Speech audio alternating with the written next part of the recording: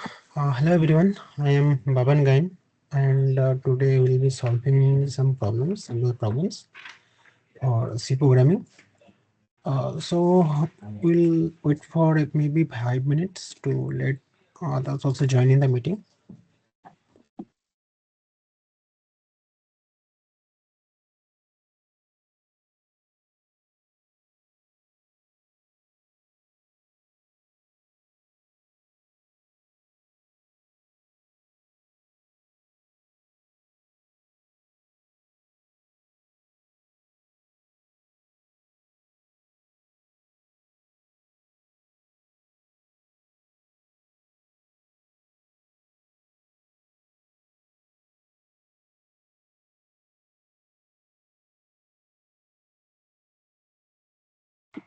I hope my screen is visible.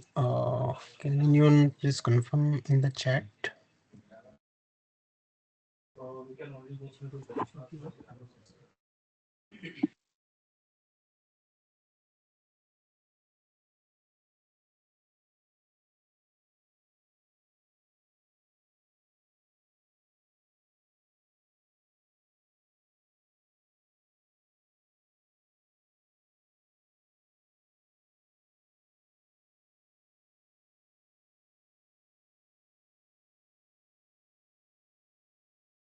If you have any queries, please write them into the chat here.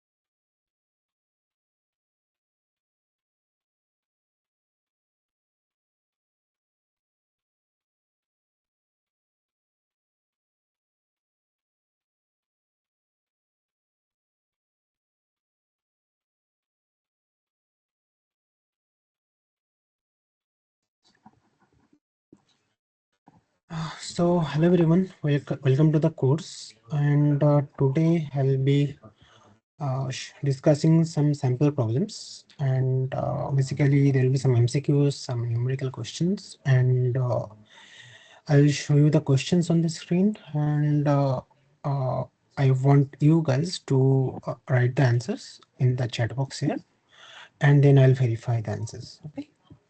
So let me get started with the first question here. Which of the following is a valid C variable name?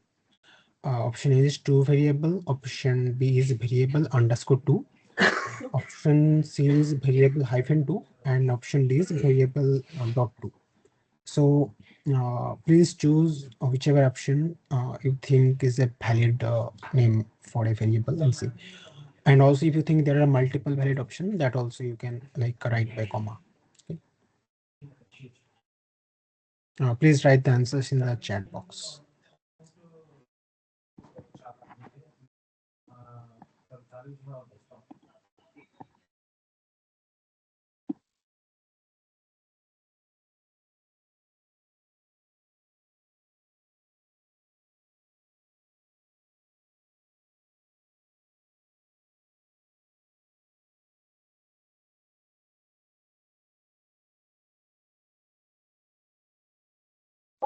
Are you able to write in the chat?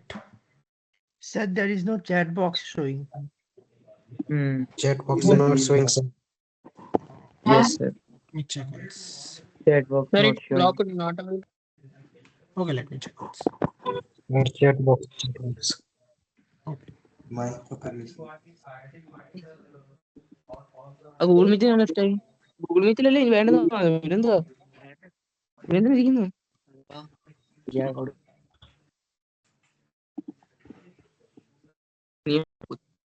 Nurse class കാണുമല്ലേ?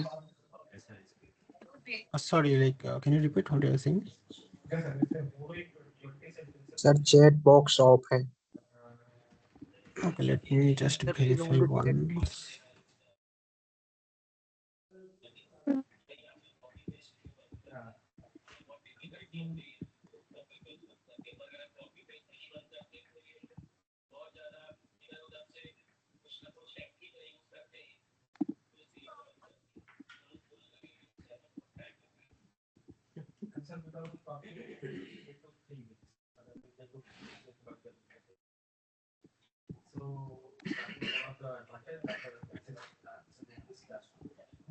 Okay. Anyway, if it is not available, I guess you can also unmute yourselves and tell me the answer to the questions. So let me go through the questions one by ones, all the options one by one. So is the first variable a valid name, valid variable name? Is it yes or no? No, sir. No, sir. No, sir. No, sir. No, sir. Second No, option sir. is right. No, sir. Okay, Second so option is why right, sir. No, is that a sir. no? Why is it not? Second Because option, we sir. can't, Second option. sir, we can't use the first number, sir. Variable name. Variable name cannot start with a number. Variable name cannot be start with a number. A variable cannot be Right. Invalid syntax. Yes, sir. Uh, Yes, sir. But then or cannot start special with the number, sir. characters. Character will be later. Sorry. First Can you repeat? character Variable will name. be Okay, right. So these are the basically three rules of what can be there in a variable name. One of them is like only A to Z, capital A to Z, small a to Z, digits like 0 to 9 can be there and the underscore. Then like the first character cannot be it can only be a like letter or a underscore. So in this case, two variables. So this is a digit. So this is actually violating this rule. So this is another thing. And third option is that like it cannot be same to other keywords. Keywords in the sense int, float, which are reserved by the like C language. So they cannot be that. So here the reason is that it starts with this.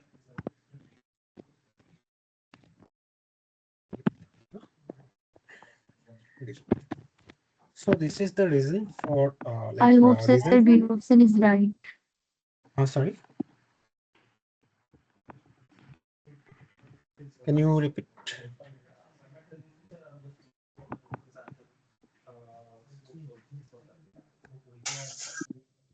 Okay.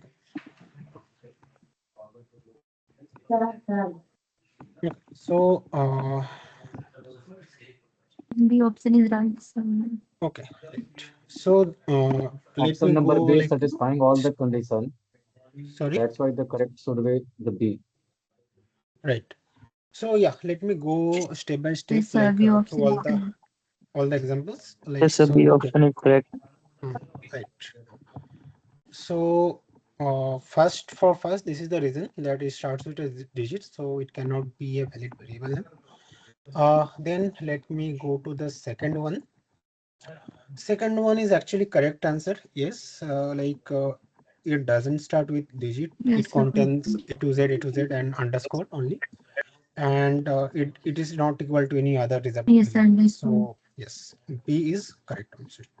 Let's go to the other options as well. If why they are not correct or if they are correct at all. So option C is also not correct. And what would be the reason within these three? Yes. It's a Simply hyphen. special characters Right. in Hyphen is not allowed, it, sir. Right. So yeah. So the reason for this being not a variable is that it contains hyphen.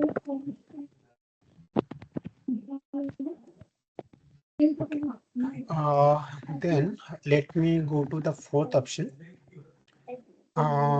Fourth option is also not correct. Why is that? Yes, sir. There is a full Then stop which because is not allowed. the fourth option There has is a a full dot. stop. Right. So full stop not allowed. Okay. So first question is done. If anyone have any doubts, Yes, please ma'am. feel free to ask. And then after that, we'll move into second question. Okay, sir. No, sir. Okay.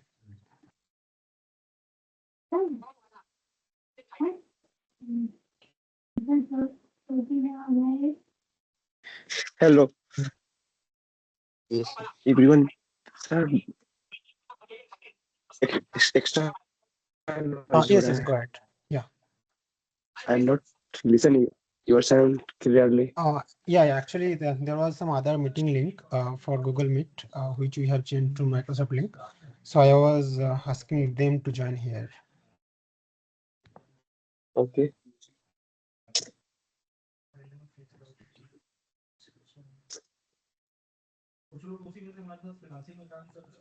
Okay, can you guys right now access the chat box? No, sir. No, sir. No, sir. No, sir. नहीं sir. Chat box is not available, sir. Okay.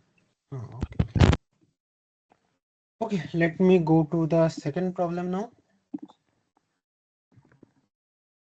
Sir. So, yeah. A. So an interpreter is the source code of a program. There are four options. Sir, option A. Or A Yes, option. sir. Sir. Option A is Okay. correct. Option is not visible. Yes. What one is right? Option A. Yes, ma'am. My Option screen A is is right. visible, right? Yeah. Yes, ma'am. Yes, Right. sir. Yeah, so answer to this question is very simple. Like only one option is correct, one line at a time. So interpreter actually reads the source code of a program on one line at a time, and a compiler actually reads everything at once. So Yes, these are some differences. Okay, another question. In C programming, what is the best way to comment What? multiple lines? So it's option Option D, C, sir. sir. Enclosing the comments A between. option, B. sir. sir. It's option B. Including the Option comments between a It's sentence. B. A option. Second option. B, A, B. अरे इतना Second काहे बोल option. रहे हैं तुम लोग?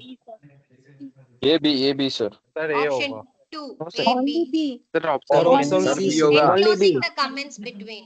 Sir, option Yes, A. sir. Option Sir, Sir, option A is multiple. right. Option B is Multiple correct. option B, sir. use It's of. B. It's Sir, B. option A is right. Okay, let sir me ये give the class हो answer. रहा है कि क्या हो रहा है बताइए तो ऐसे क्लास होता है. What? Sir, please make others unmute, sir. Disturbance. Yep. Can you see the chat option now? Like, can you replace refresh the pages? It should be available because chat is No enabled. sir. No. No, sir. No, sir. No, sir, it is unavailable. Not available, sir. No, sir. Okay, let me check. Chat options are unable. State option and Hi, hi. Actually, it is appearing in the Q&A section, not the chat option. Yeah, can you please write your answers there actually, please, Oh. in Q&A. Q&A it's appearing. Yeah. Please write your answer here, okay? Whatever. You can Sir, I write do and not see the chat option. Yes, can you also rejoin? not seen chat option. Can you rejoin the meeting because like I have updated it. So after only maybe when you rejoin, then you can see that option. You should be able to. Okay, Okay, sir, I'm rejoining. You send me new link? No, same link only. Please rejoin in the same link. Okay. Now we Sir, I've rejoined. Still, it's not showing. It should not happen because some Chat people are options able to are write here. Sir, I have Don't rejoined. look for chat option. Choose the Q&A option. Okay, and go to the Q&A option. See, others are posting, so it should be available. Yes, Q&A is available. Yes, So sir. Q&A is available. I am turning off microphone for this because there are too many people and like it is not clearly audible actually. Yes, sir. Okay. So anyone facing the issue, I think you can join from here. Okay. You can rejoin if it is not working because I have given the controls to everyone to write in Q&A. Yep. So please refresh if it is not working for you. Okay. So please can you write answer of this question in the chat box only?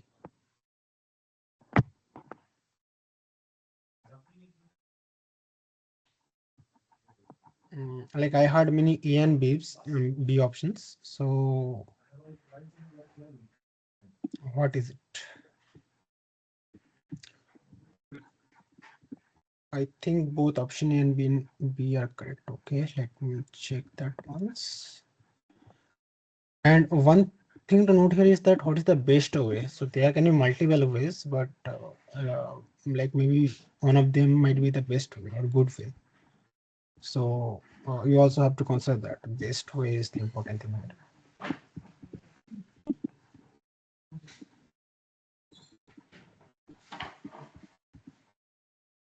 Okay.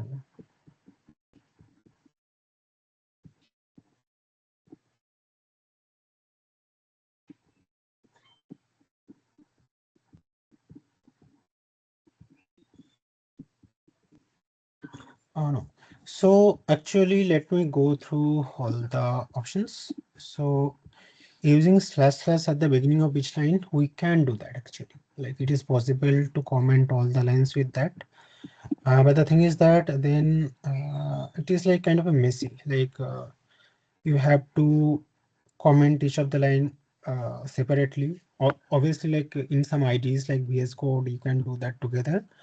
But that may not be the best way actually, because see, it's not like that you will always have like those IDs installed. This is one thing. Another thing is that like that also like hampers kind of readability of the code. See, suppose we have 10 lines of program which you want to comment. It is actually best to like write like this only, like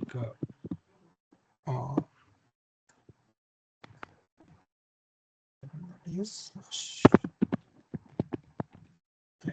So actually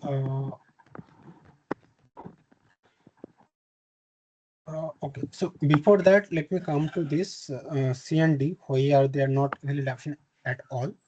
So using hash at the beginning of each line is something we do in Python and some other languages. Hash is not something we use to comment in C. So this is not a correct option. And enclosing the comments between braces doesn't work at all. This is not related to commenting at all. So these two are not valid options. Okay. First two, this is possible to do it, but this is not a good way because like if there are 100 lines, you have to do it like 100 times. 100 in 100 lines, you have to manually write a slash slash or use some shortcut anyway. And the standard way to do this is a slash star and star slash. This we generally use when we have to comment a single line. Okay, so for multiple lines, this one is the better solution. Okay. Let me go to the next slide. CPU comprises of ALU registers and control unit, and option D is all of the above. Which one is correct?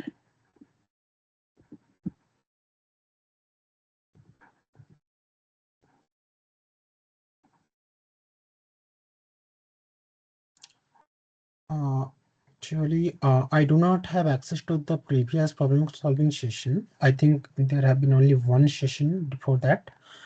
But it should be available very soon actually. Yeah.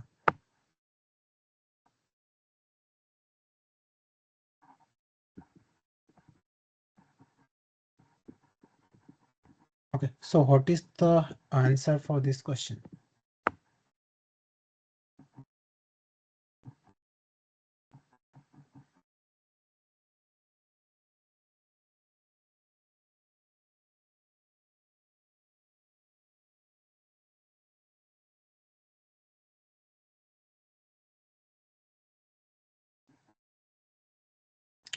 And in any question, if you have any doubt, please write in the Q&A only.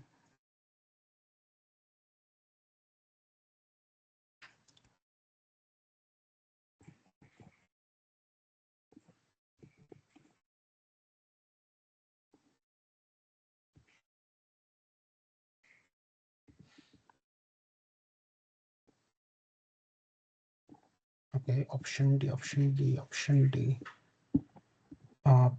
Okay. So yeah, this is the correct answer only. Option D, like CPU consists of ALU and register and control int, all of them.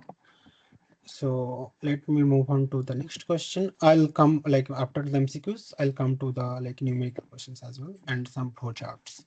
Okay. So choose the correct statements from the following. So first statement is in high level language, testing and debugging a program is difficult than assembly language. So let me go through each of the statements separately. Is the first statement true or false? So high level language such as C or maybe Python. So is it difficult to debug those code rather than the assembly language? So assembly is like a very low level language.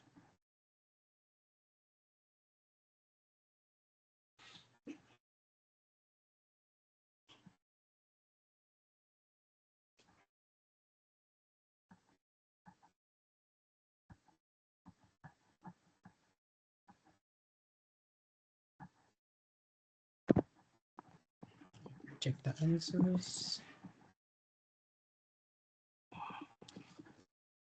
False. Okay, I got an answer false. Any other answer for the question?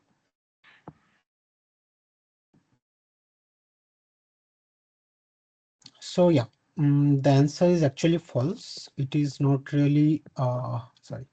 It is not really easy, like difficult to like debug assembly language because sorry debug like high level language such as C or Python or Java, because in assembly language that is like very it contains a very specific instruction, a very like even more granular instruction than C, and it is very difficult to debug anything there.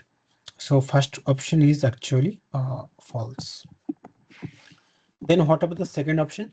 C programs are highly portable on any type of operating system platform. So that means like I can use C programming in maybe like Windows, maybe Linux, maybe Mac, maybe Android. Is it true?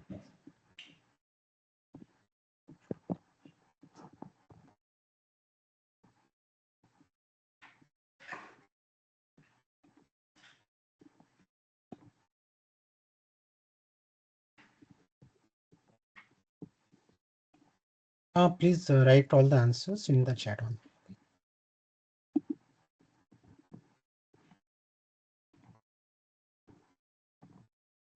The chat, I mean Q&A. Option 3.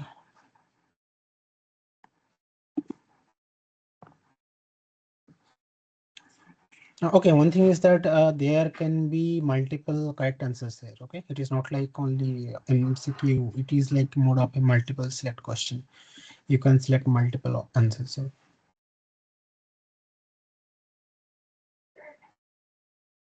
C programs are highly portable on any type of operating system platform. So yeah, the answer is true. We can write C program and it will it will actually work on many platforms. Then let's go to the next question. This is correct. Say third option. Is it correct? A flowchart is a visual representation of the sequence of steps for solving a problem.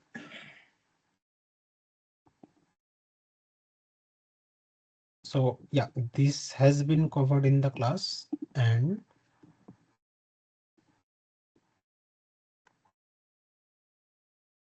okay.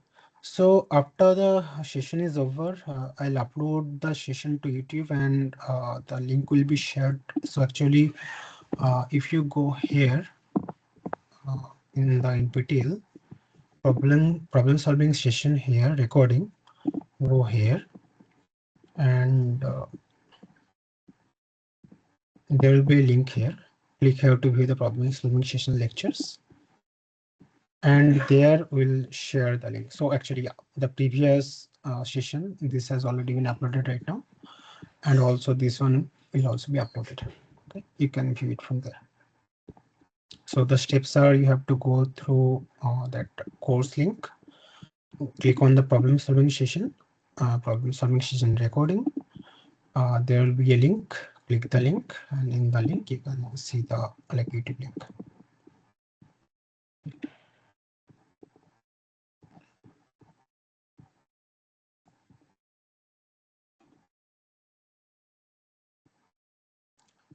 Okay, so third option is also right. A flowchart is a visual representation of the sequence of steps involved in solving a problem.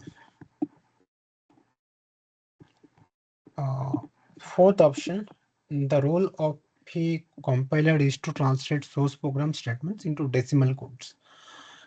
Is it correct?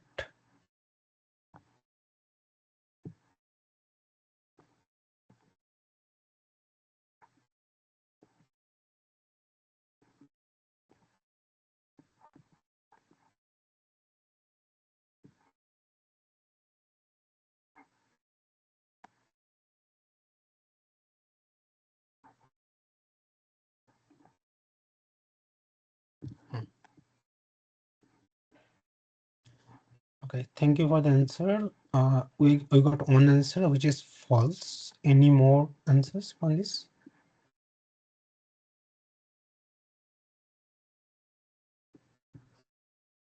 Okay, so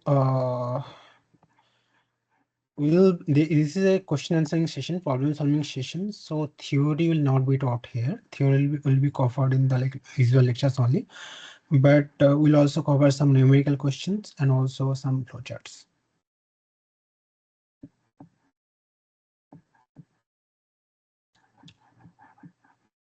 Please don't worry about attendance.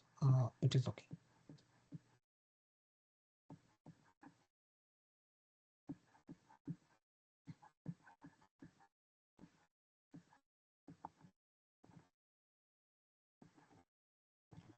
Okay, so the answer to this question is this is also false. Let me go to the next question. There are very few other MCQs, then we'll go to some numerical ones. So which of the following functions is used to read a single character from keyboard in C? So there are four options: printf, scanf, getchar, and puts. So one thing to note here is that I am asking about a single character, not multiple characters. So please write your answer in the chat box. I'll give you some time.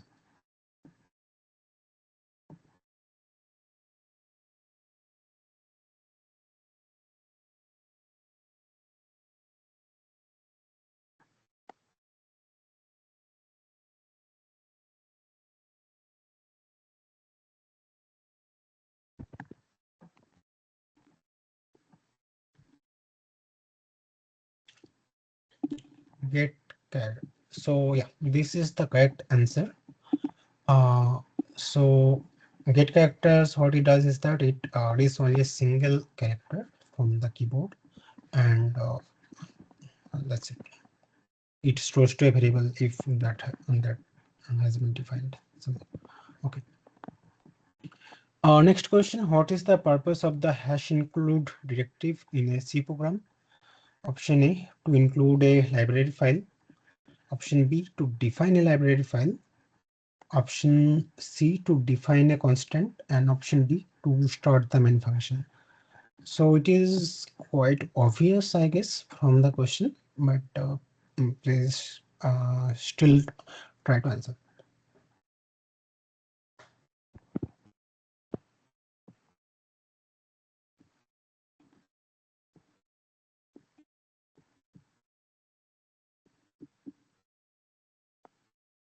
Option A.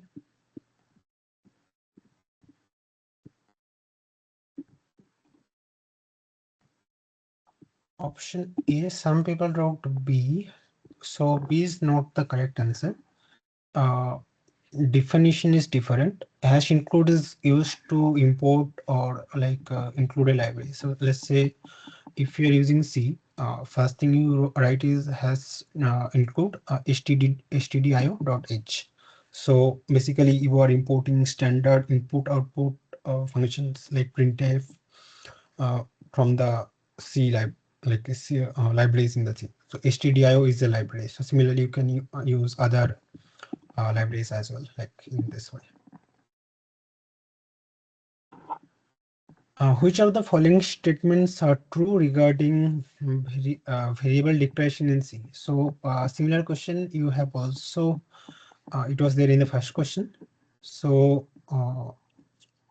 some of the options are related to that. But the options are that first, variables can be declared at any point in the program. So let me go to the first point only. Is it true that can you define the variable at any point? Like at the end of the program, maybe at the beginning, anywhere. Is it true or is it false?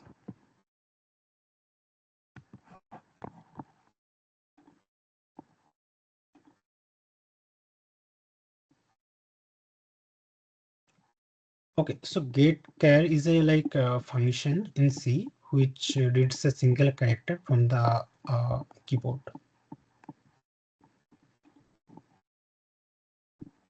Okay, so many people are saying B. I also got one answer, A. Okay. So actually, option A is not correct here. Variables cannot be declared at any point in the program. Like suppose, let's say I am in C. Generally, variables are declared at the beginning of a program. We cannot just like at the end. We cannot declare the variables, or after using a variable. Let's say we cannot reference a variable. We assign some value to the variable, and after that, if we try to declare, that is also not possible. So option A is not correct here. What about option B? Variables must be declared before they used. Yes, this is correct. Option C, variables are automatically initialized to 0. Is it correct?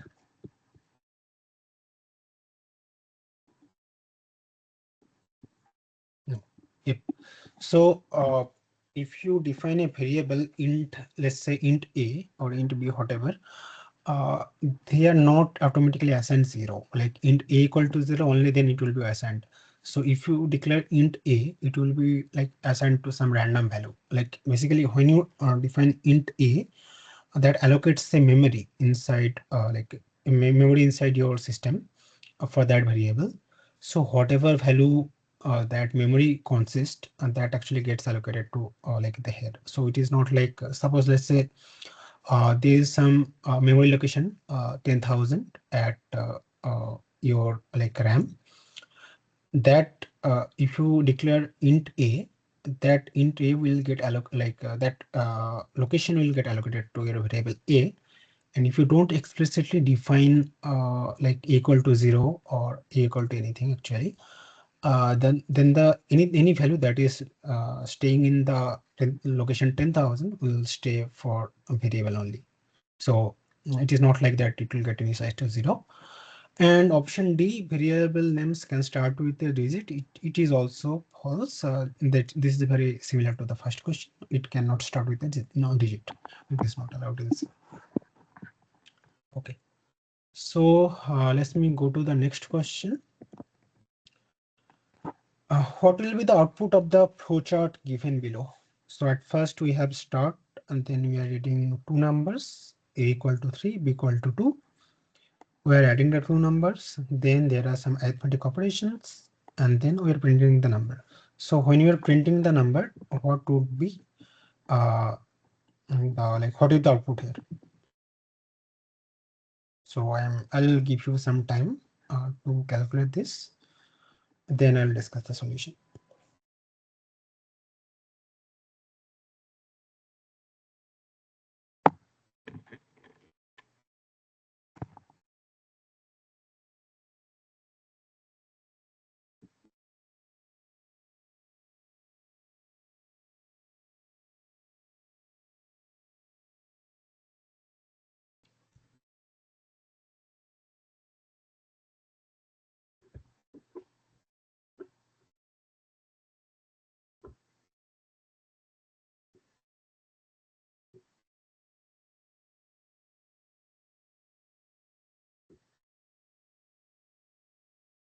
So in the fourth step, there are multiple operations. You have to also carefully consider their order, which will be executed first.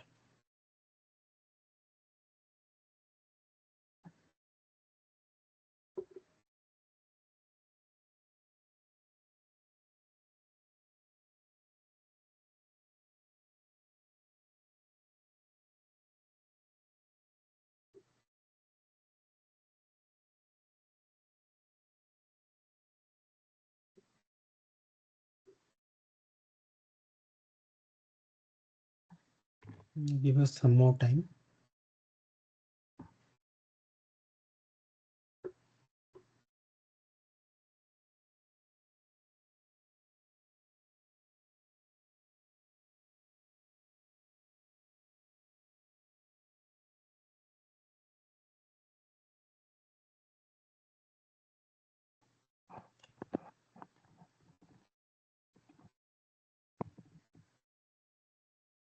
One, 6, 16, 26, 18, 5. Okay, it will definitely not be a fraction, I guess, because okay, I haven't mentioned integer. I think it can be actually, sorry.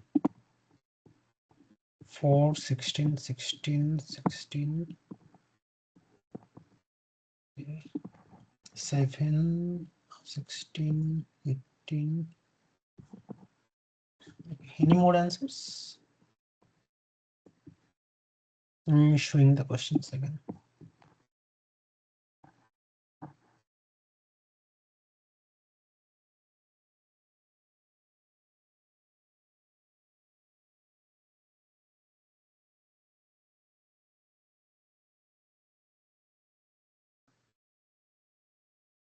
Okay, so let me go through this step by step. So after starting, we have two variables, a equal to 3, b equal to. Then at the second step,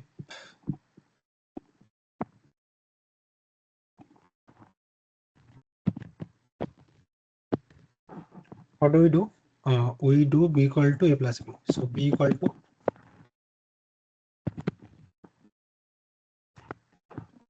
a plus b. A means 3 plus b means 2.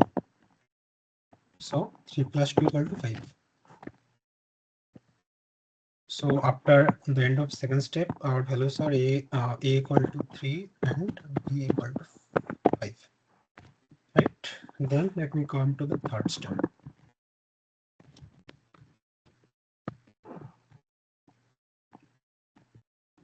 So here b equal to a into b. So a we'll have to use the latest values. So a equal to 3 into b equal to 5 plus b equal to 5 again divided by 5. So which operation will take place first? Multiplication, summation, or division?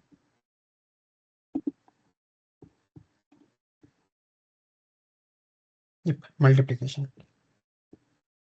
So yeah, many of you are correct here. So multiplication will take place at first. So b equal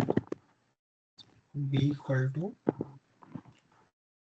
3 into 5 is 15 plus 5 divided by 5. Next step is again division will take place before summation. So 15 plus 1.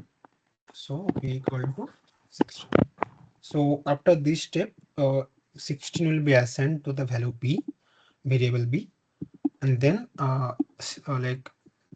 in print b, 16 will be printed. So correct option here is 16.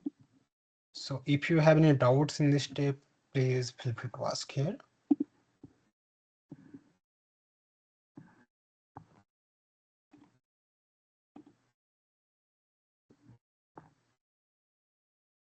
No doubts. Thank you.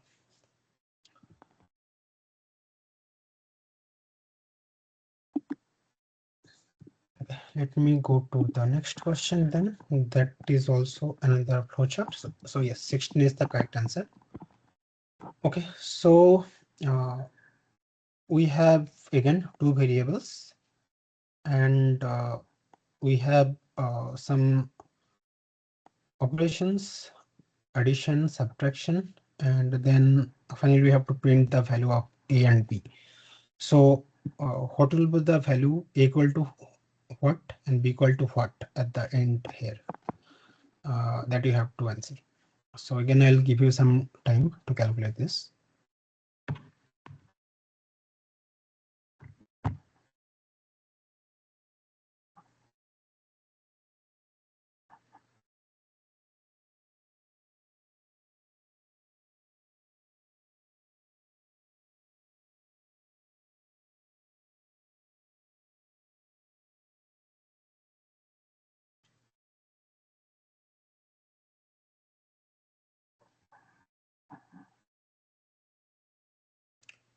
Please note that at every stage, like you have to use the latest value of a and b. So let's say I have assigned a new value to a, then whenever I'm using a again, then we have to use the updated value, not the initial value which I have defined at a equal to 4 and b equal to 6.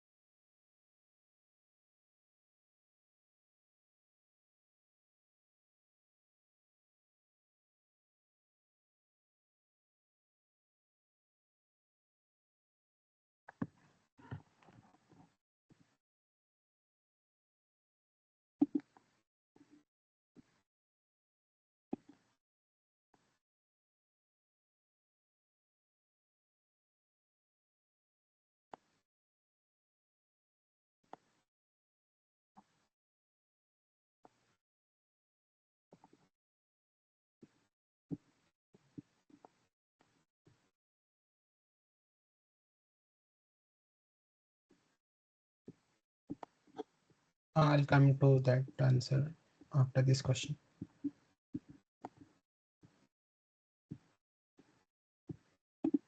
What is 12? Are you saying a equal to 12 and b equal to -2? Okay, maybe.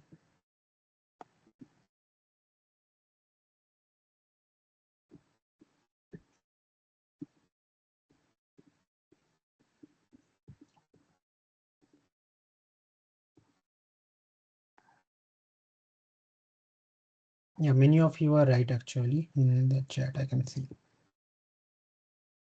So this is actually a very well-known, or let's say popular logic for something. I'll come to that after the answer.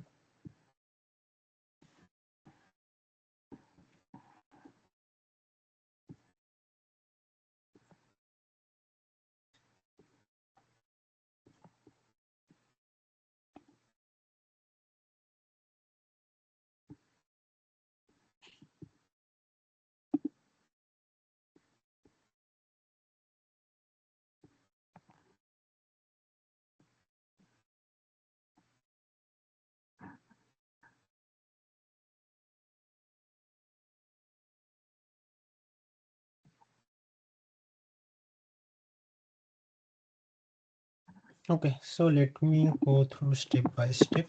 Step 2, we have a equal to 4 and b is equal to 6. In step 3, there are 3 sub-steps. Step 3, let's say a equal to a plus b. So a as of now is 4 and b as of now is 6. So 4 plus 6 is 10 and b equal to 6 only. Like I'm not changing b at all. Step 3b, here b equal to a minus b. So a minus b here means a latest value is 10 and b latest value is 6. So 10 minus 6, sorry, equal to 4. And value of a is same only, equal to 10.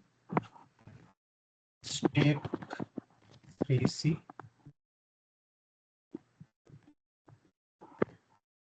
a equal to a minus b. So a is 10 right now and b is 4 at this point.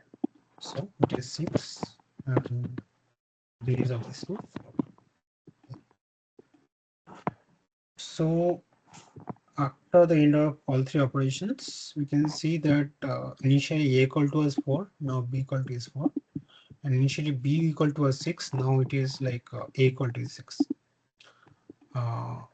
So this is basically an like kind of like algorithm to swap two numbers without using any additional variables.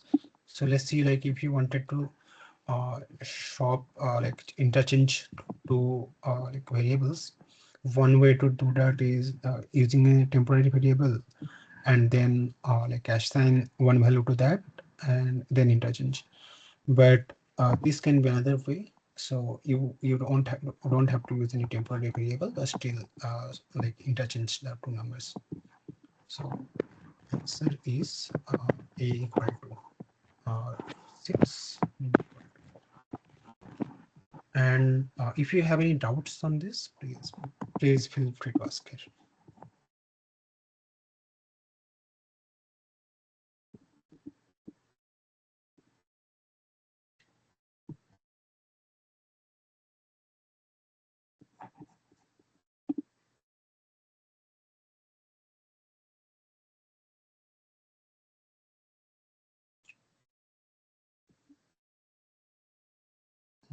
Seventh, I'll come to that. Seventh answer, okay.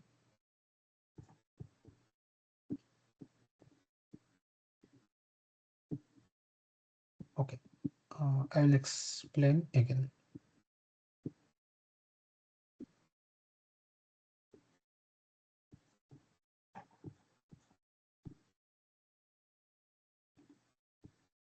Okay. So basically, in the flowchart, we have like we have some variables a and b, and we have assigned. Okay, let me redraw that again in a better way. Let me add a table.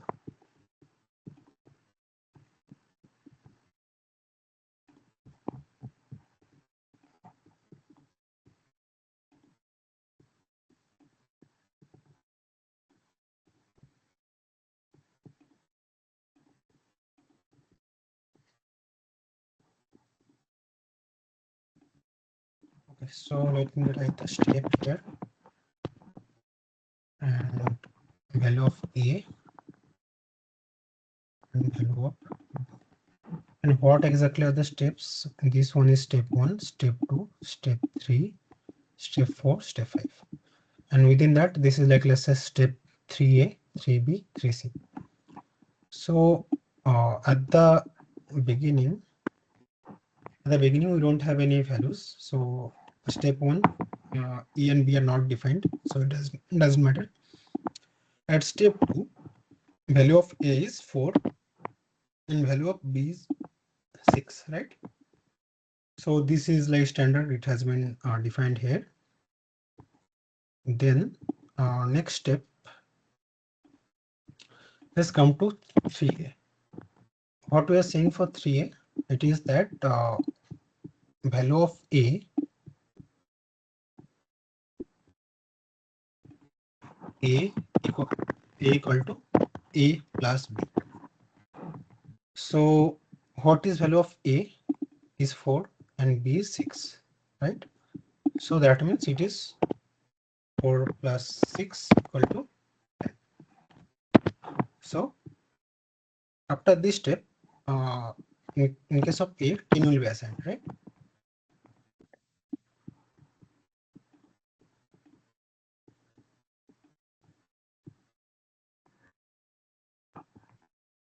So after that, there is no change in B here. Only like I'm assigning after summation, I'm assigning to a variable A.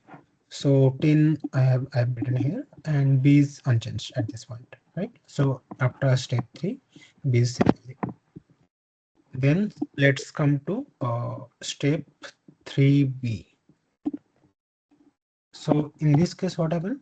What will happen? I'm saying B equal to A minus B. So what is the value of A here? A right now is 10, right? And B currently is 6. So 10 minus 6 is 4. So I'm writing 4 here. And there is no change in A. So 10 is there in A, right? Next step,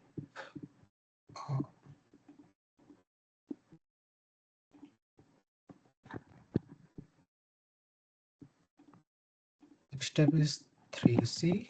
Here I'm saying A equal to A minus B. A equal to A minus B. So A here is 10, B here is 4. So 10 minus 4 is 6. So A will be 6 and B will be the same, 6 and 4. So final value will be A equal to 6 and B equal to 4. So I hope it is clear right now. No, B is not equal to 2. That is not a.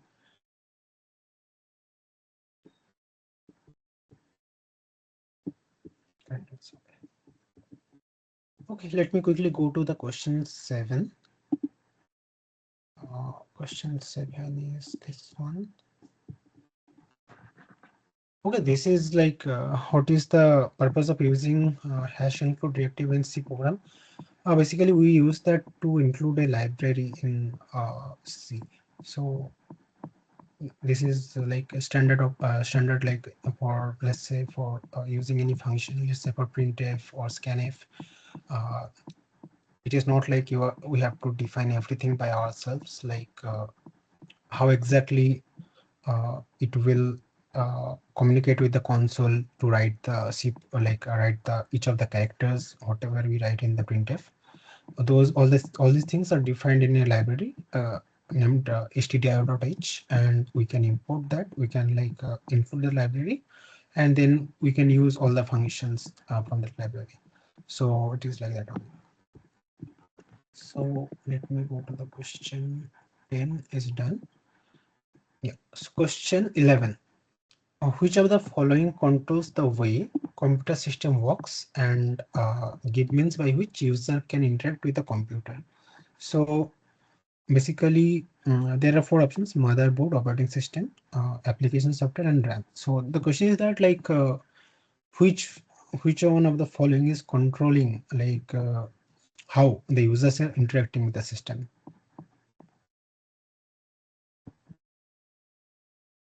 So motherboard is something that is they are inside of the CPU or inside of the system. So is it directly involved in allowing the users to interact? Similarly for RAM as well, RAM is also within the system only.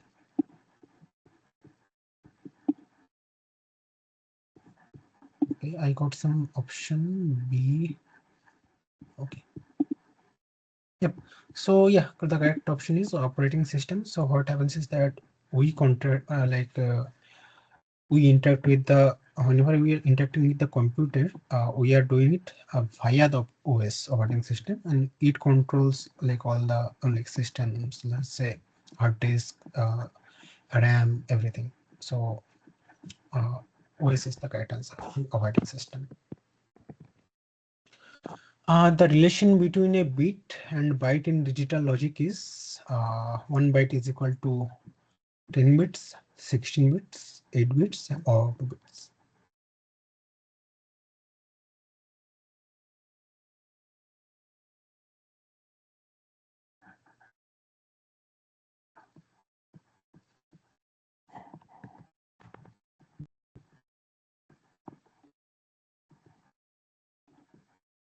Option C. Okay. Option B. Yep. Option C is the correct answer. In 1 byte, we have 8 bits. So, next question. Okay. This is interesting. So we have to perform binary AND operation of the numbers 100101 and 110011, and we have to write the answer in decimal and also in binary actually. Okay, so let me change the question a little bit. Decimal and binary.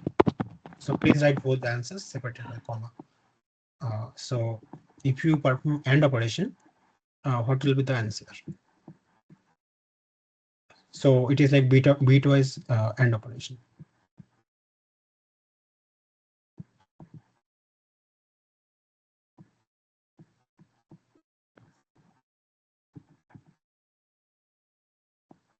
Okay, first thing is that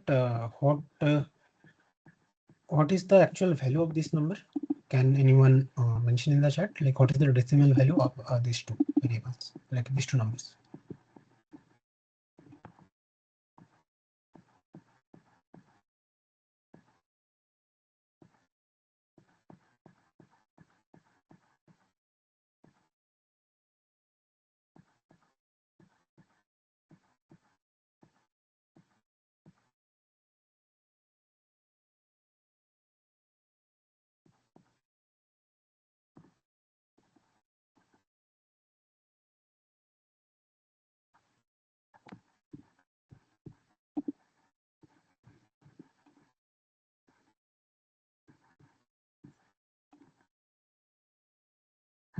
Okay.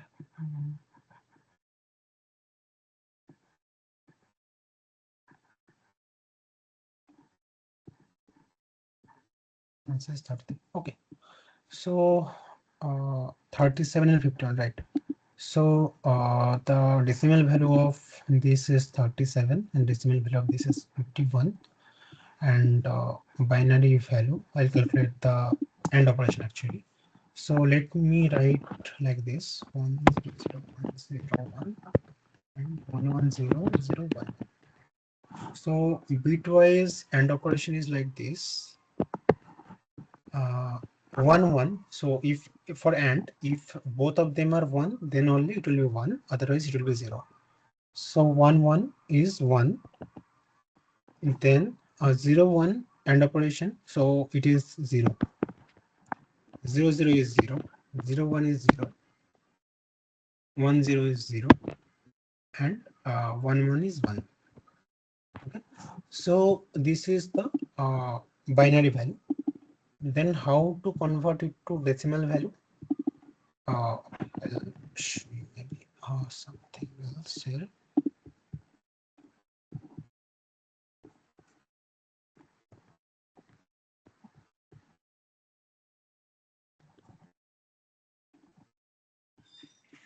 Let me insert a table. I will make it more clear.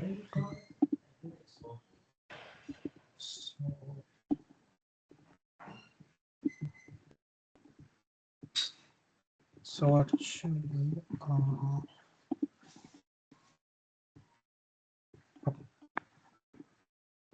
yes, the values are 1, 0, 0, 0, 0. So basically what you have to do is that multiply that whatever value there is with 2 to the power 0, 2 to the power 1.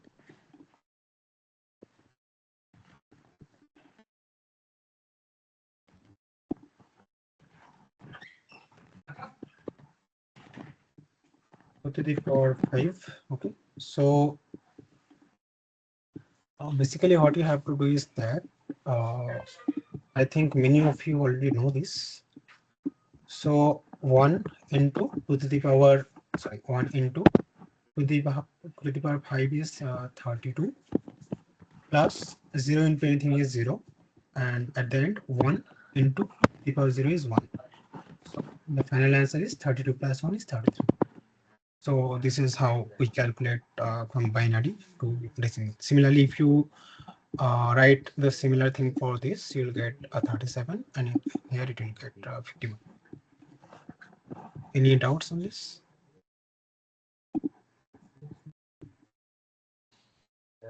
Okay.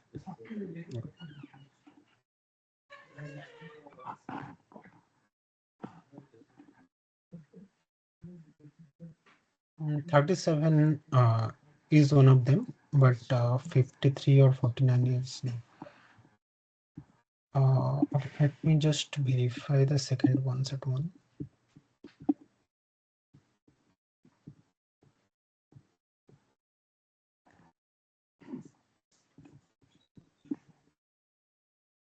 So the values are 110, 1, 1, 0, 0, 1, 1.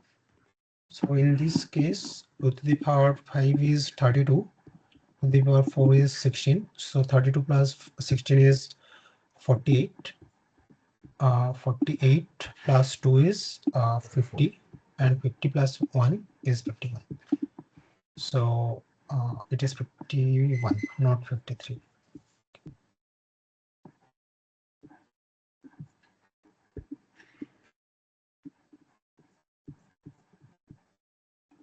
Okay, let me move on to the next problem now. Okay, answer is 33. Which of the following is not an input device of computer? Printer, mouse, keyboard, and joystick.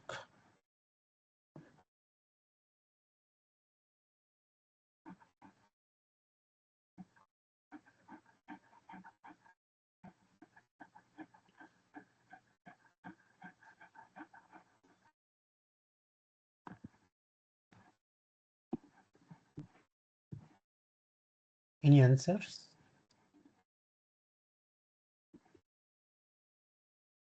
Okay, what is joystick? Joystick is basically something it is used for gaming, like to control left and right, those kind of things.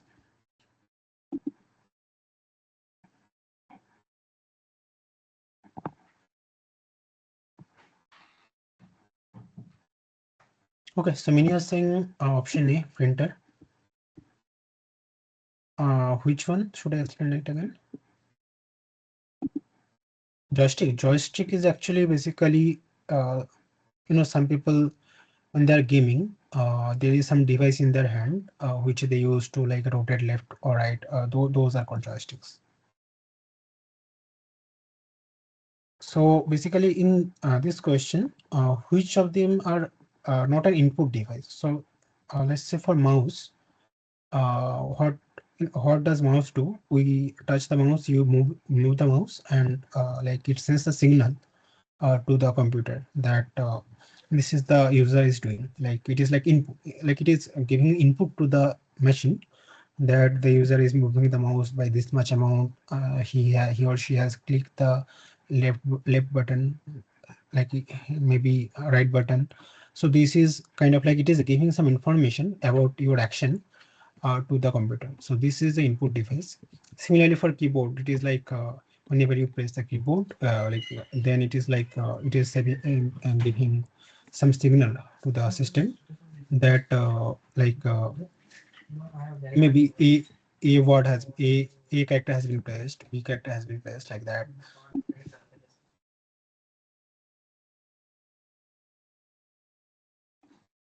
So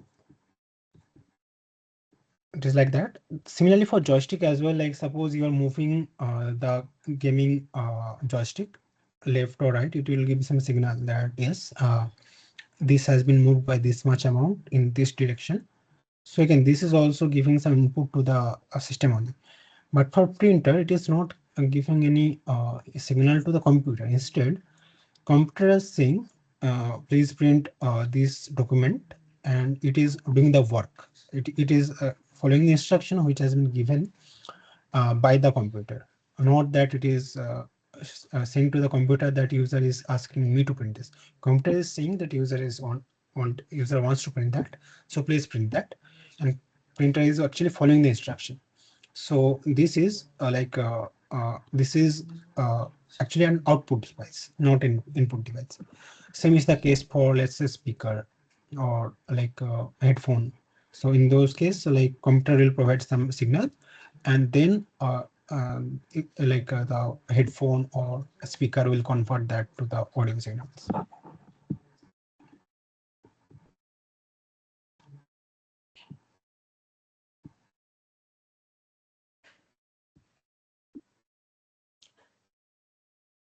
Yeah, so actually we are considering printing feature of the printer. In case of scanning, it is actually an input device, right?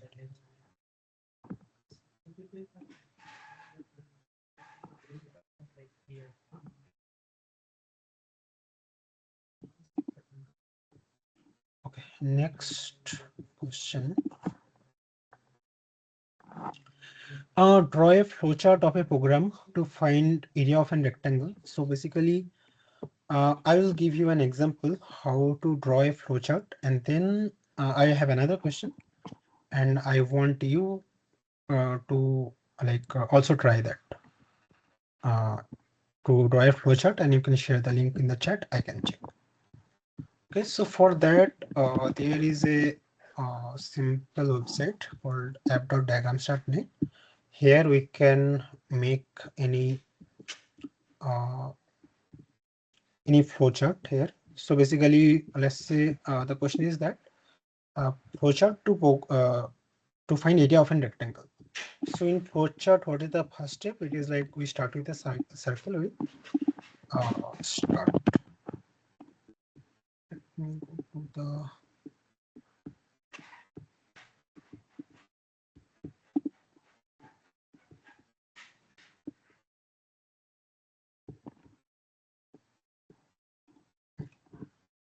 so at first we click on start.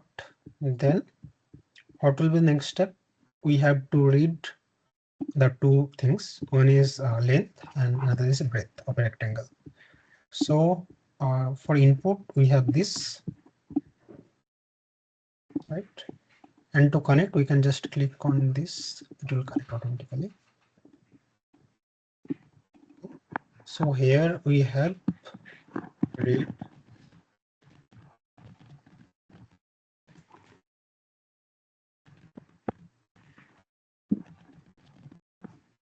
okay. So here we have read the length and breadth of like it is like user input, something the user is writing, and then next step is calculation. So once we got, so basically how to find how to actually use this, you can just go to the website. You can, there will be some diagram, like blank diagram. Choose the blank diagram.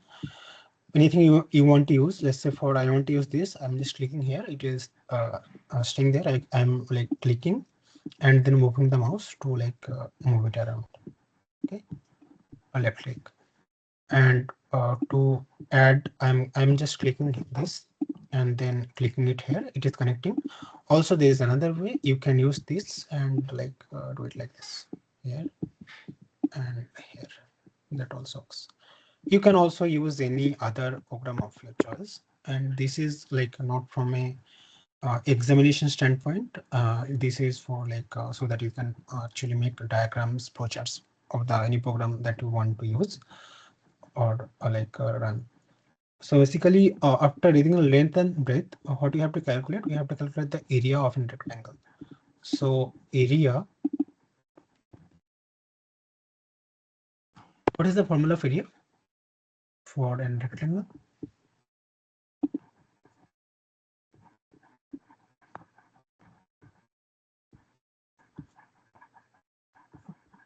It is A into B, like sorry, in this case, length into breadth. So,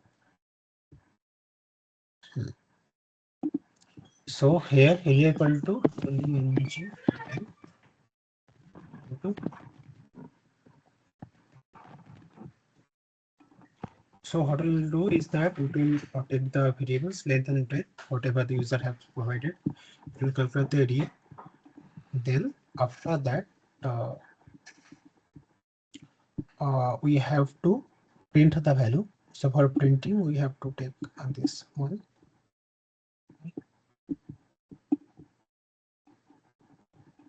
So in this case, we have to write print area. That's it. Like then we have to write the stop. Stop is with this.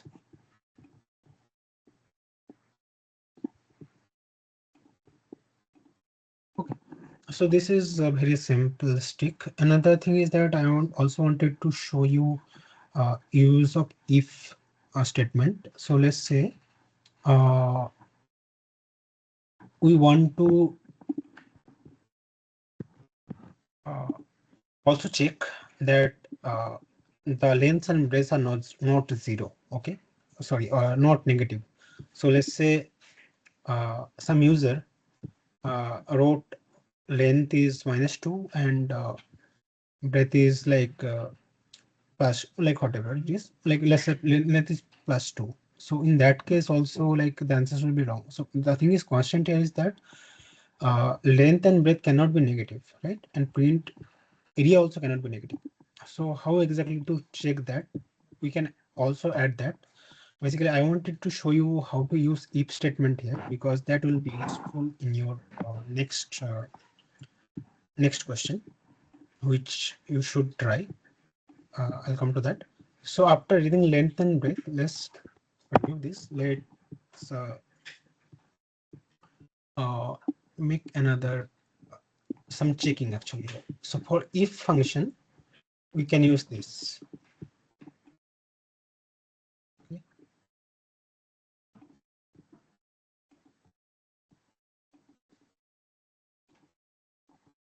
Let me just see it to be left.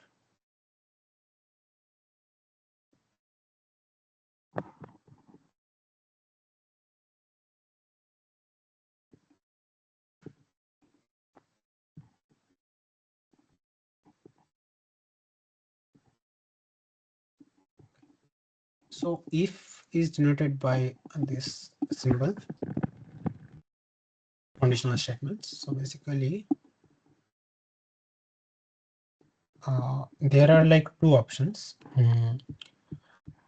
I'm checking here. Let's say length greater than 0 and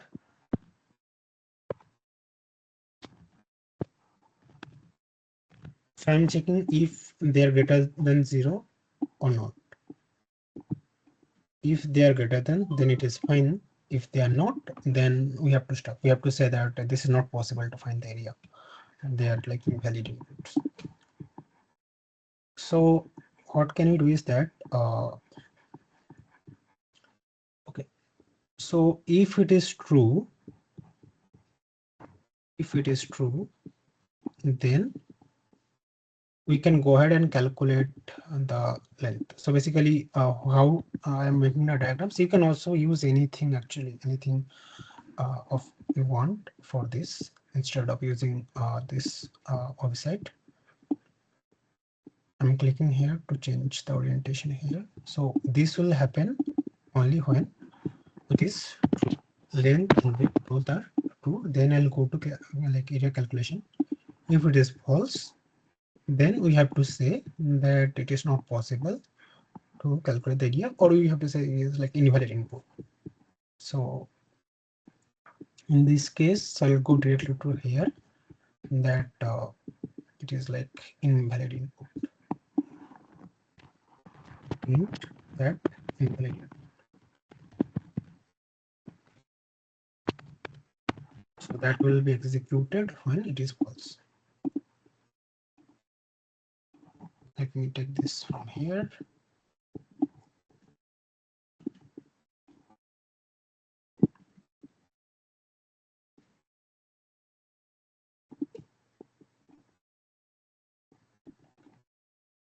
And here it will execute when it is false. Right? And after printing the invalid input, what will happen? Like every this will go to the end. So one thing to note here is that there should be no disconnected paths. Okay, so sorry. So it should not happen that it is ending here. There should be like every path here should somehow there should be a connection from start to end. Okay, so that you should that you should also carefully see. Then go to the after you have done the next question, go to the share, and then you can share with me also you can raise your hand and I can allow you to share your screen. Okay, so the next question is this. Draw a flow chart to calculate factorial of a number. So please try it yourself, and I'll give you some time to draw for you to draw, and then I'll solve the problem. So basically, you have to kind of give a use an if-else statement that like you have to basically multiply all the numbers. So if it is like 5 factorial, you have to multiply 1 into 2 into 3 into 4 into 5. So that counter also you have to maintain. So please try this one.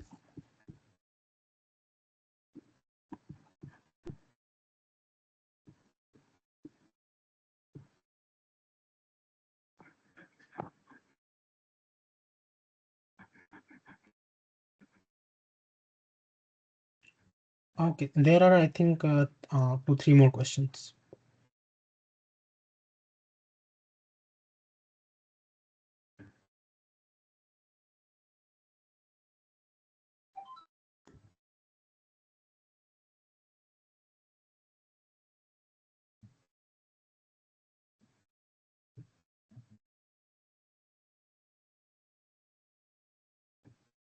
There's no need of awareness actually.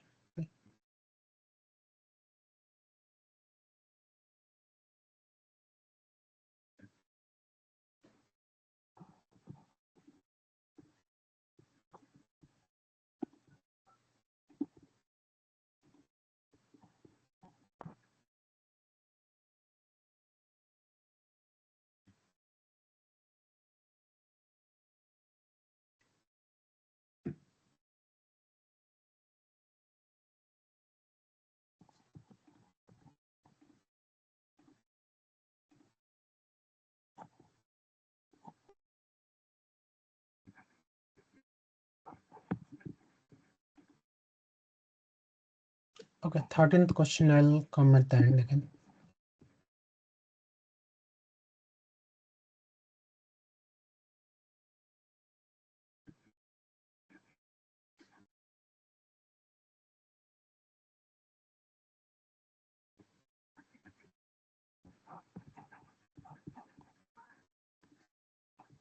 Okay, I'll try to draw the diagram for factorial as well. So I am deleting this. Maybe actually, let me save this. Let me save a picture. I will add the picture to the slide. This is for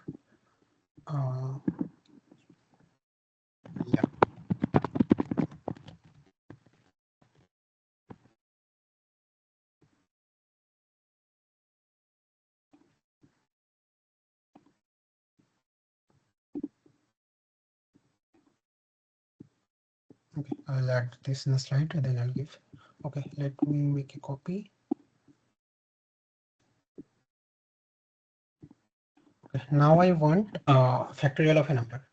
So the first step is that let me remove all this.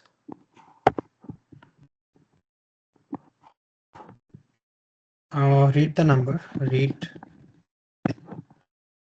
Okay, then we have to also define how to calculate factorial. Actually, like we have to iterate through all the numbers and then calculate like multiply actually.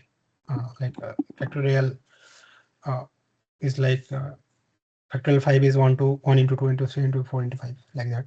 So let's say since this is a multiplication, let me initialize factorial equal to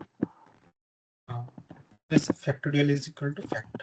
Like factorial is represented by the variable name fact, and which is initialized to 1. And next step fact is like we have to we also have a like variable I, which is also defined initialized to 1. So basically what we have to do is that we have to iterate through I, like I equal to 1 will multiply, I equal to 2 will multiply, and we will stop only when like I equal to 1. So 1 multiplied by 2 multiplied by 3 into 4 into 5, and then when it is 5, then we'll stop the program. Okay, so then okay, next step is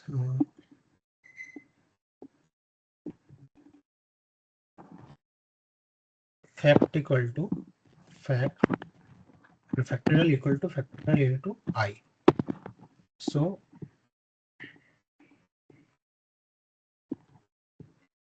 basically what is happening is that initially we are adding it and initially we are like multiplying with 1 only, then we'll iterate again. So after adding into after multiplying with 1, or after multiplying with any value, we have to check like is the number n. So if it is like we want factorial of 2 and value of I is 2, then we should not go ahead. So we should stop there. So there should be a checking here, which is if condition. So it is like this fact sorry, I equal to in flowchart we generally use equal. Okay, just write equal to I equal to n. So other question is that is like so basically what we'll do is that after calculating this we'll like again like increase the number I equal to 3, will run the loop. So before that we are checking if it is like if the number has reached, then we should not, but if it hasn't reached, then we should like run the loop. So let's say I is not equal to n, so the answer is false. Okay, then let me draw a diagram. Let's say I equal to is false.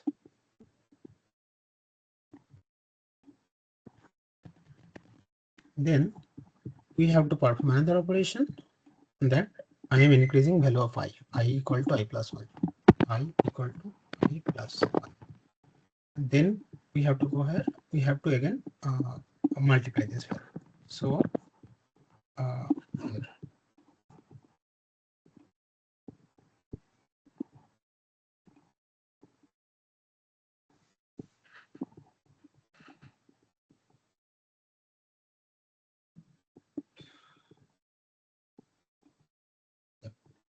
So basically what we're doing is that we are checking if I is not equal to n, so we haven't reached the last number, then I am increasing that. So initially it will be like sorry, there should be another arrow here. So if it is false, then increase the number and try again. But what if it is true? If it is true, then we have to just print the value and we have to exit. So if it is true, then that means we have like we have already calculated factorial of that number. and then we don't need to increase I anymore. So if it is true, then we can write this.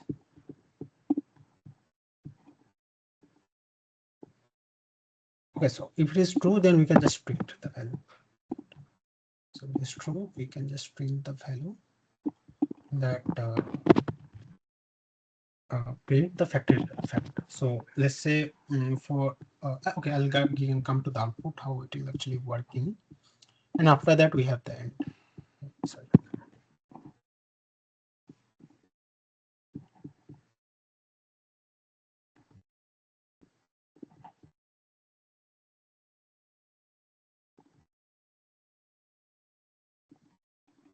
So basically, let's say I'll try to show you with an toy example. Let's set this now again.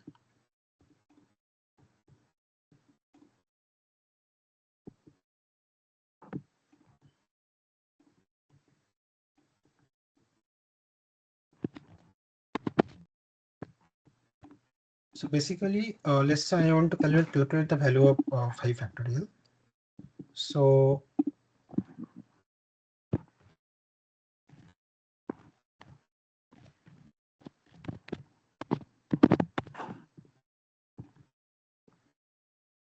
what will be the steps? Basically, let me increase the font.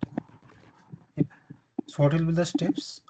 At first, I have initialized fact equal to 1, I equal to 1. So in the next step, I am checking, I'll multiply the fact into I. So fact is 1, I equal to 1. So it will be like 1 only. Then I'm checking is I equal to n. N, what is n? N is 5. So this is false.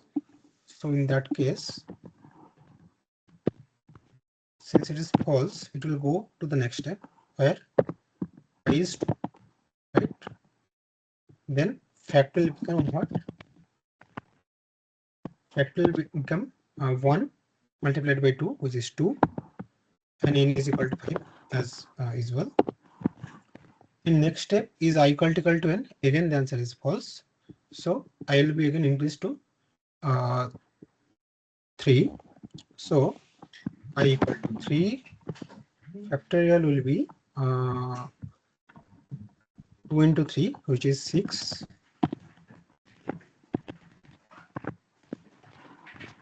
And n will be 5. Similarly, next step, I equal to be 4. Factorial will be 4 into 6 is 24. N is always 5 because I'm not changing in anywhere there. Next step, I equal to 5. Factorial will be 24 into 5 is 120, and n equal to 5.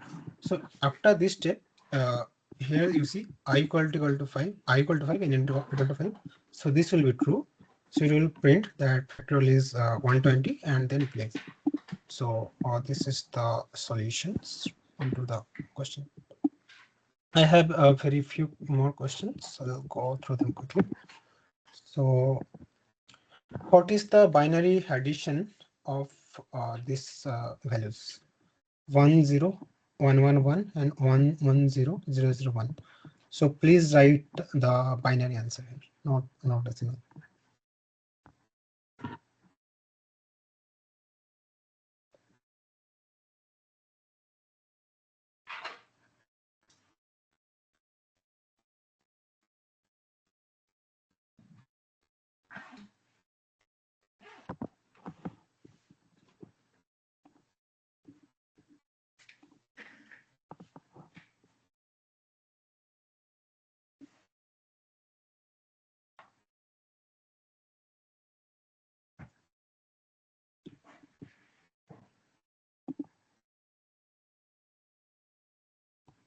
Okay, this should be a rectangular box. This one, okay.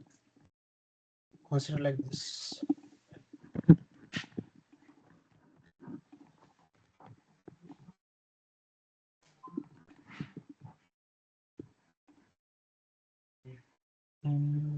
One.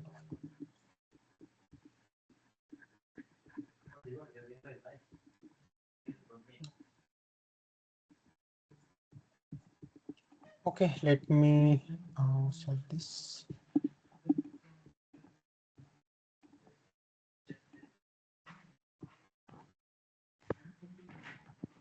One zero one one two and 110000. So you can see that there are 5 digits here and 6 digits here. So you have to append a prepend a 0 here, and then you have to calculate. You have to start calculation on the right hand side. 1 1, it is like addition is 1 0, right? So okay, let me write this. Let me just draw a table. Actually, that will be much better here. Insert the table.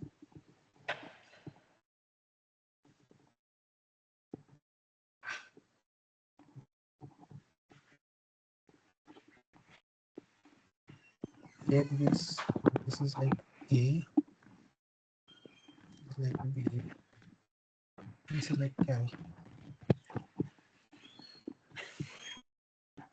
So this is 0 1 0 1 1 1. This is 1 1 0. And this is the sum. So basically, if we have to calculate from the right side. So 1 1 is if we add, it is like 1 0. So 0 will be there and 1 will be carry here. Then we have to add them again. 1 1. It is like carry is 1 and value is 0. So 0 again, carry will be 1. 1 1 again. So again, this value is 0 and this value is 1. Okay, 1 0 0. So in this case, the 1 plus 0 plus 0, this is like 1 only. There is no carry. That is 0. 1 1. This is again 1 0. Value is 1 0. So 0. Carry will be 1. And here it is like 1 1. It is again 0. So in the left there will be another one. So 1 0 0 1 0 0 0. This is the answer to the question. So this is very similar to the like decimal addition only. Only you have to like there are only 2 options. So we have to also consider carry here. Okay. Next question. Yeah, this is the answer. Write the binary equivalent of 17.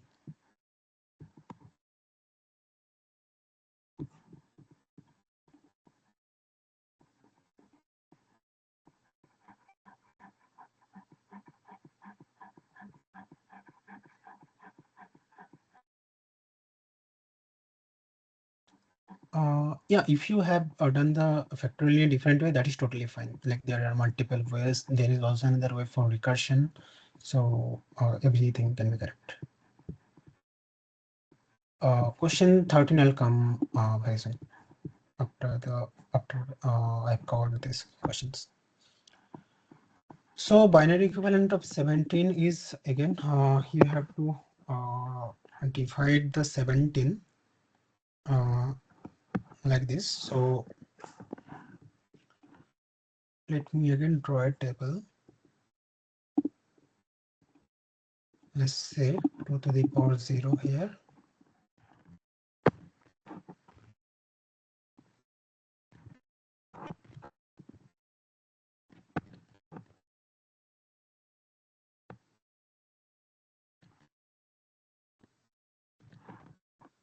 So here, let's say 17. So there is a method by division which you can also use. So let me just, okay, let me show you it in this way.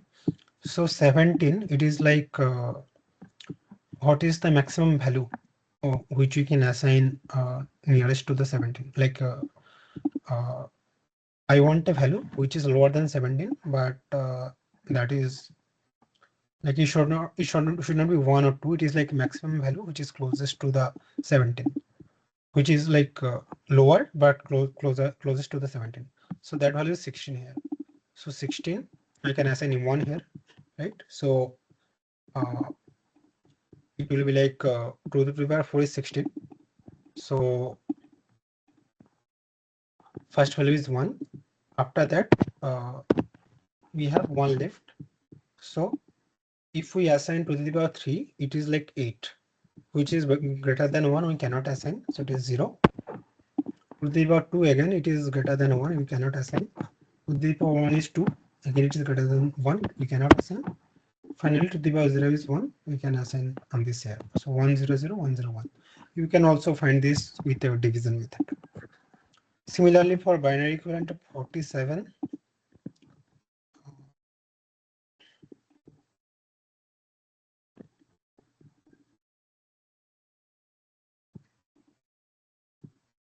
copying the values here.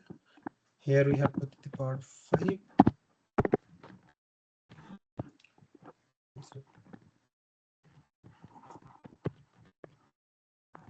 So in this case, so what is the highest value I can go below 47 among this, and this 32. So 32 will be there. So if we remove 32 from 47, it is 15. So 2 to the power 4 is 15, 16, we cannot assign that. 2 to the power 3 is 8, so it is lower than 15, we can assign that. 15 minus 8 is 7. So we can assign this one here. We have 7 left. 2 to the power 2 is again 4, so we can assign that 7 minus 4 equal to 3. So here we have 3 left. Again 2 to the power 1 is 2, so 3 minus 2, again we can subtract, it will be also taken 2 to the power 0. This is also like 1, we have to also calculate 1. 1 minus 1 is 0. So ultimately the value should be 0, whatever you are assigning here. Okay. So this is the binary equivalent of 47. It is much easier in a like a division method, but that is difficult to draw here. So this is the final question. Like this is one of the last two questions. Both are like calculating the like decimal equivalent of this number 10111 is 1010. So please, okay, like this one is the first question actually. So please calculate the answer and let me know. I'll also copy the structure for calculation here.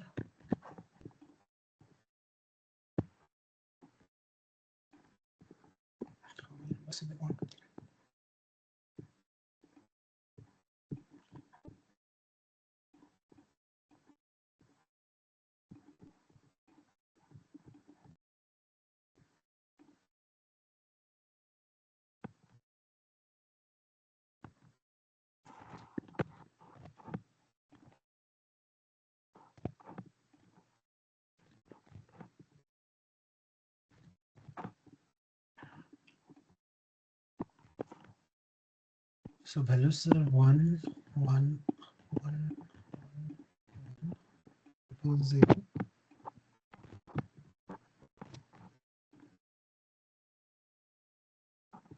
Any answer?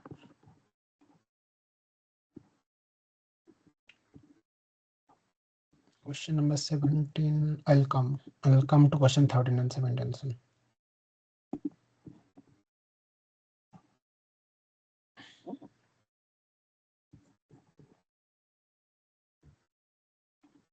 Okay, 287 and 186. So okay, let me get started.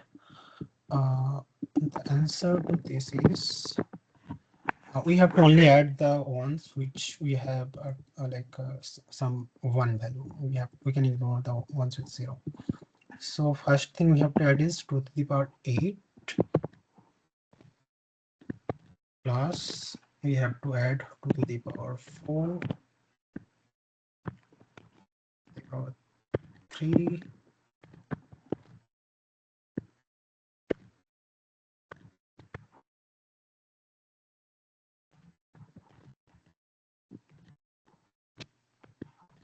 So this is basically 2 to the power 8 is what?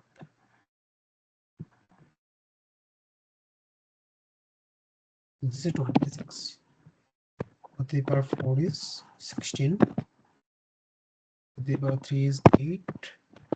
4, 2, 1. Right? So this is 260, 276,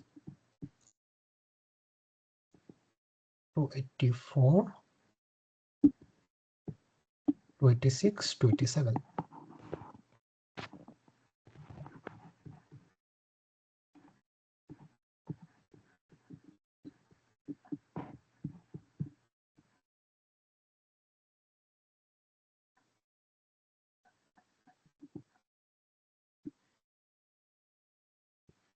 Yes, so division method can also be used to find binary equivalent number.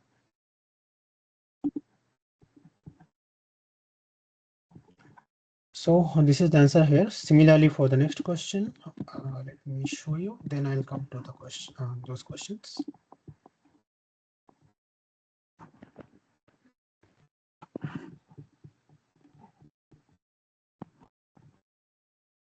Zero, one, zero.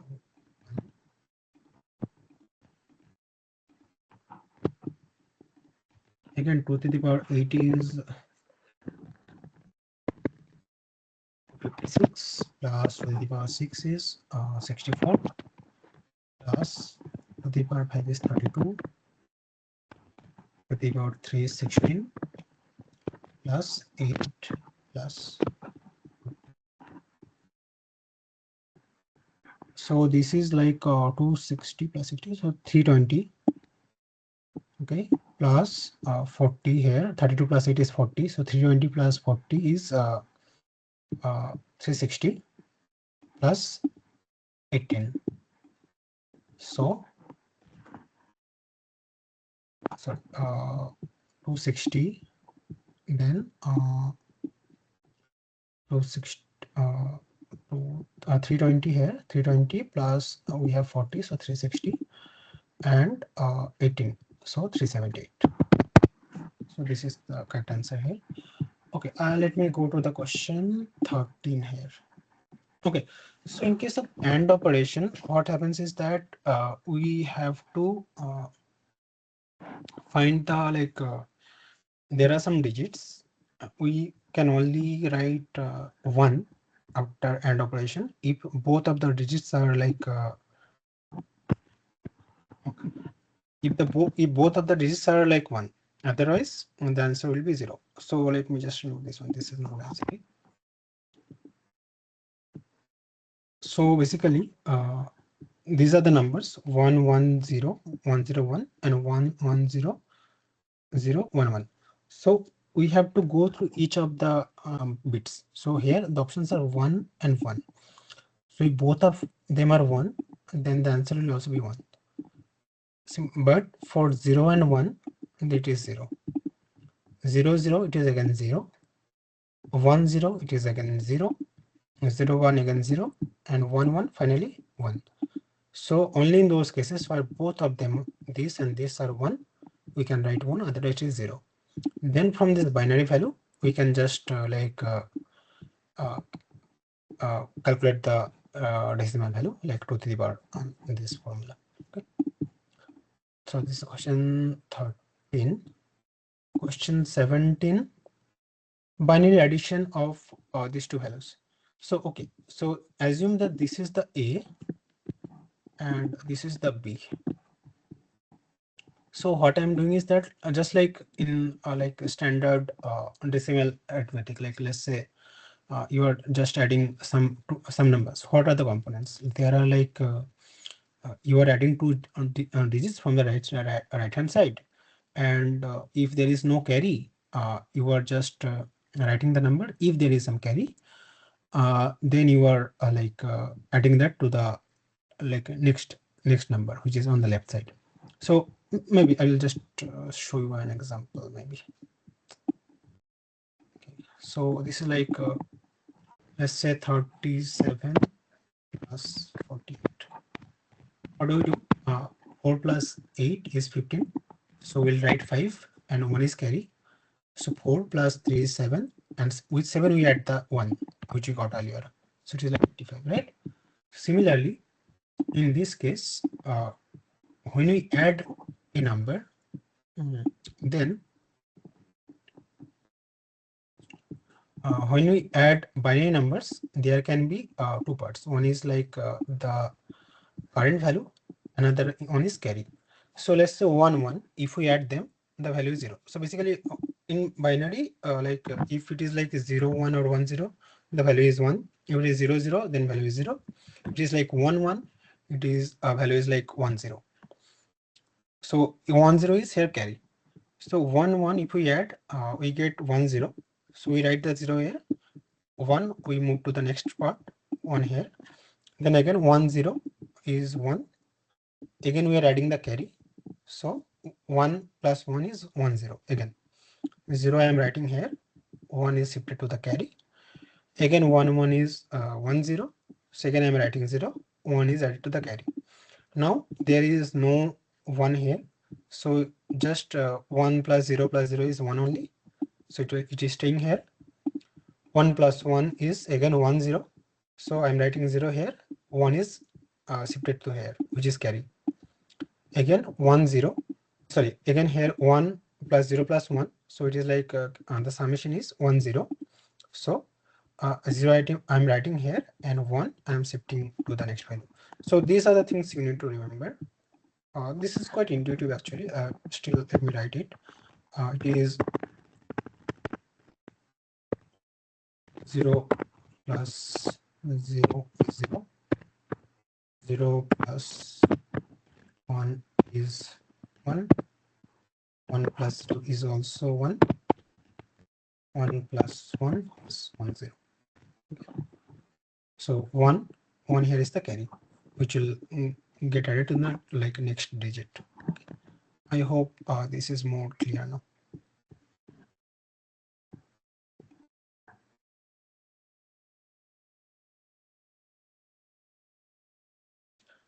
No, actually we can use C in like many platforms. Actually, I think it is like we can use C in most of the platforms, if not all.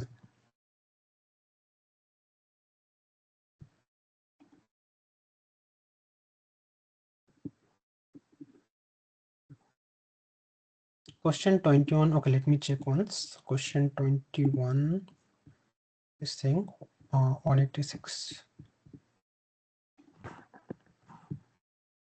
1 2.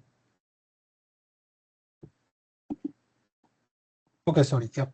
I added another extra one here. There should be.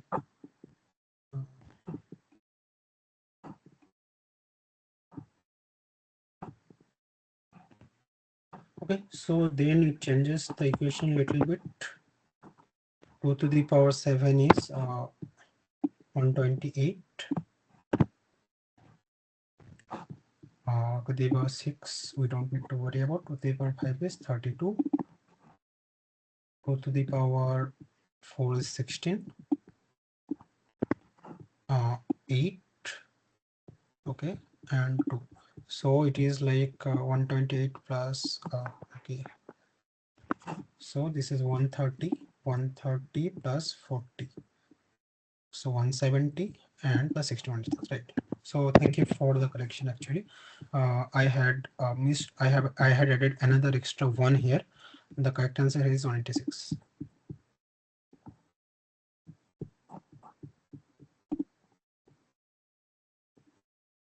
So any more doubts? Otherwise, I will end the session here.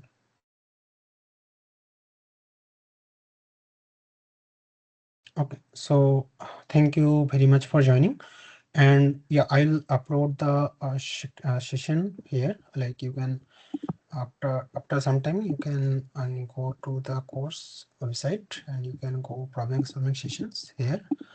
There will be a link. You can click here and you can see the link in the spreadsheet. So there will be another table where I'll be uploading the recording of this video. So thank you for joining. Have a nice day.